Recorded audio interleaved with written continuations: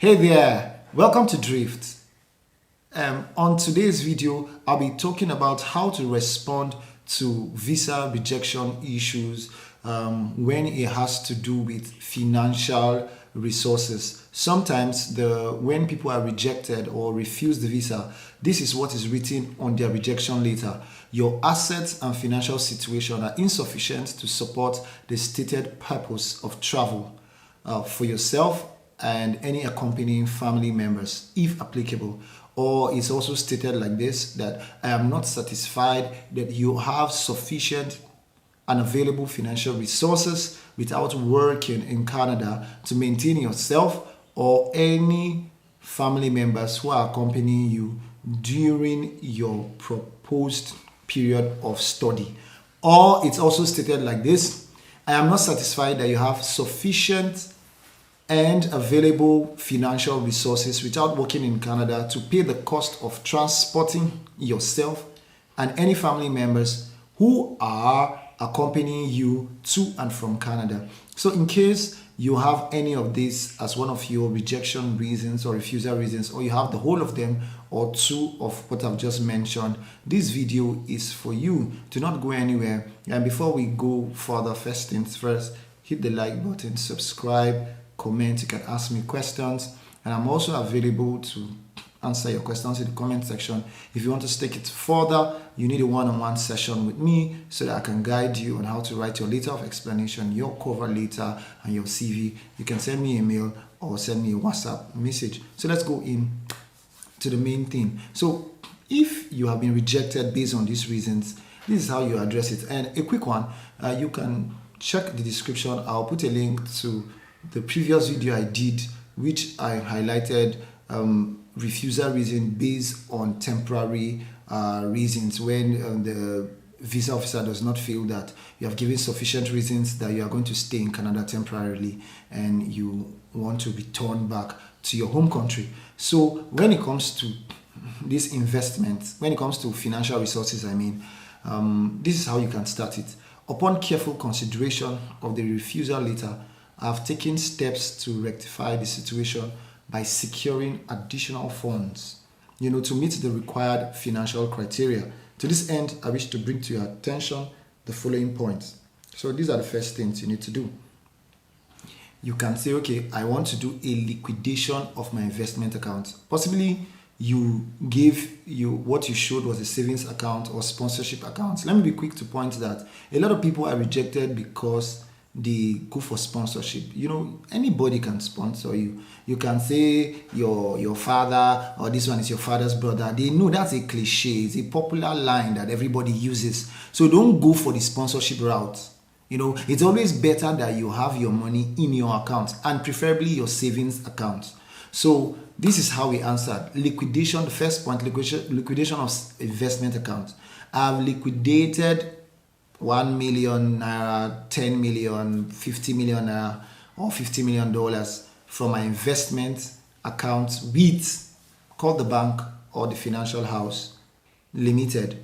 Regrettably, I was previously unaware that these funds could be utilized for visa application purposes. I have now rectified this oversight by liquidating my investment account to another bank. So it has to be brought from one bank to another bank and making the funds available for my travel. So that's one option of providing more funds, which we highlighted in this letter. The other one is you can show that you have a gift of deed. Possibly you didn't show it in your first application. For your reapplication, now go to the court or the notary institution in your country and make sure that the gift of deed is notarized. Possibly use an electronic one. Like in Nigeria, we have manual gift of deeds and we have the electronic one. So I would prefer you opt for the electronic one. So you said my father, my mother, or my uncle, preferably your family member, somebody that has the same name with you, has gifted me so amounts, put the amounts, but the amount should not be way higher than, some people, possibly maybe you need 20,000 Canadian dollars as your proof of funds. They should not gift you that 20,000 Canadian dollars. Possibly you collect 10,000 Canadian dollars, at most 15,000 Canadian dollars, if that's what you need. So you say, my mom my dad, my brother has gifted me 10,000 Canadian dollars as a gift of deed. This contribution significantly enhances my financial standing and is intended to be utilized to support the stated purpose of travel.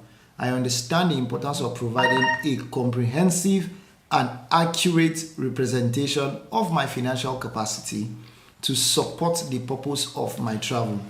So, to support this recent development, I have attached the relevant documentation, including bank statements reflecting the gifts transfer from my father, from my mother, and the liquidation of funds from my investment account. So you now say, I sincerely apologize for any confusion or oversight that may have contributed to the initial refusal. So we are stating again, re-emphasizing that we liquidated our investment account, and we are also merging this gift of deed. So I hope you're getting value from what I'm talking about. If you need a professional, different cases, I'm writing these things not for you to copy them or for you to duplicate, because it's going to serve as plagiarism. And they use artificial intelligence for the system, so you might get caught.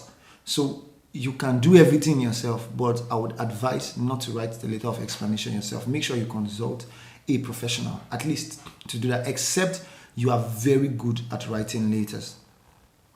So another subheading you could use is proof of finance. See, as part of my application, I'm required to demonstrate that I have sufficient financial resources to cover my tuition fees, living expenses, and other associated costs during my stay in Canada. I'm writing to provide a detailed account of my proof of funds and sponsorship for my proposed study plan in Canada. It is a prerequisite of my application to demonstrate that I have sufficient financial resources to cover my tuition fees and others. So you say below, I have outlined the sources of funds available to me. Number one, so outline the sources of funds that are available to you. So number one, tuition deposits and funding commitments. So you say, I have paid, if you have paid a tuition deposit of maybe 1,000, 2,000, 3,000 Canadian dollars, state it. So that's to say, you now say you are confirming your commitment to enroll in the program at the university of your choice. So if you have received the funding or any kind of this thing, state it. But if you have not, please go ahead. If you have a scholarship, say, I received a scholarship, and state the amount. Still list the gift of deeds, and then when you are listing the gift of deed, make sure you write the donor's name, the recipient's name, which you are the one, the amount, and the date of transfer. Then also state your personal savings and assets. I maintain a bank account or a salary bank account, state the amount in your local currency and put the equivalent in Canadian dollars. This, you now say, this balance will also continue to increase monthly while I'm still working. Please see attached my pay slips and bank statement, primarily comprising remuneration from my current employer. Furthermore, I own landed property. So if you have landed property, you can put it and put the estimated value of the landed property. If it's 10,000 Canadian dollars, 5,000, whatever it is, put it there. So if you also have other benefits like pension benefits, please put it, say, I am eligible to 30% pension, which currently stands at $1 million, $2 million, whatever it is, and state it. Then finally, give a breakdown, tabulate the breakdown of everything put it in a table, starting with fees and amounts. So a section should have fees, another section should have amount. So you now write the first item should be tuition deposit, write it. If you have a scholarship, write it. If you have funds from your business that you have saved. So after I put that your savings and investment first, before I come to the table, if you have money that you've had from sale or from your business, from receipts, make sure you include your receipts and all those things of sales that you have made, put them. So on the tabulated breakdown of funds from your study, write it like this: breakdown of funds from my study, and put the exchange rates based on the monetary authority in your country. So you now write the heading should have fees and the other one should have amount. Then put tuition deposit, put the amount, under amount, scholarship, if you have a scholarship, if you have your savings account, write it. Tuition fees for 2 years, for 1 year, put it. Balance from available funds after tuition deduction, write it down. Then go and create another table and write your expenses breakdown. Fees and amount. Tuition fees, accommodation and transport, flight fee, put the amount, total fund available. So from the first table, what you have is balance from available funds after tuition deduction.